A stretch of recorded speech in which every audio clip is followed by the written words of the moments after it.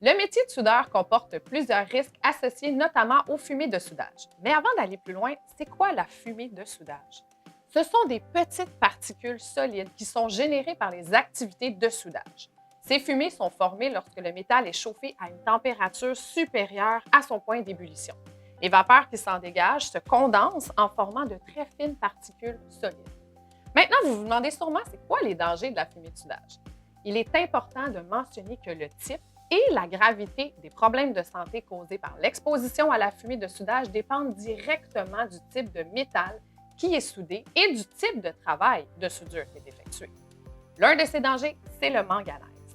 Il s'agit d'un métal gris-blanc que l'on retrouve dans plus de 250 minéraux naturels et qui est utilisé dans plusieurs baguettes de soudage. Une exposition au manganèse peut avoir des effets négatifs sur l'humeur et la mémoire. Ça peut aussi créer des tremblements et des faiblesses qui s'apparentent au Parkinson.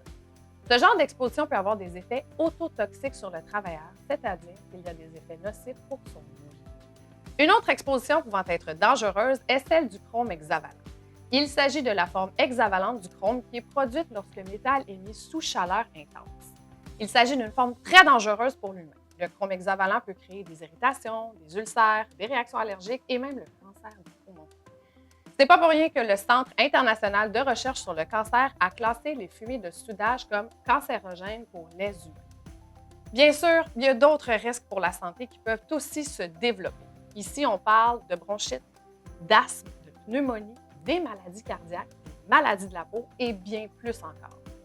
Pour éviter les conséquences d'une exposition aux fumées de soudage, une bonne ventilation sur les lieux de travail ainsi que la bonne protection respiratoire sont tous les deux primordiaux. Les respirateurs homologués par le NIOSH, comme ceux de 3M, peuvent filtrer efficacement les particules provenant des fumées de soudage. L'ajout d'un masque de soudeur ou l'utilisation d'un système PAPR ou respirateur à adduction d'air filtré peuvent aussi être nécessaires. Pour en apprendre davantage sur les respirateurs SecureClick de 3M, nous avons glissé un lien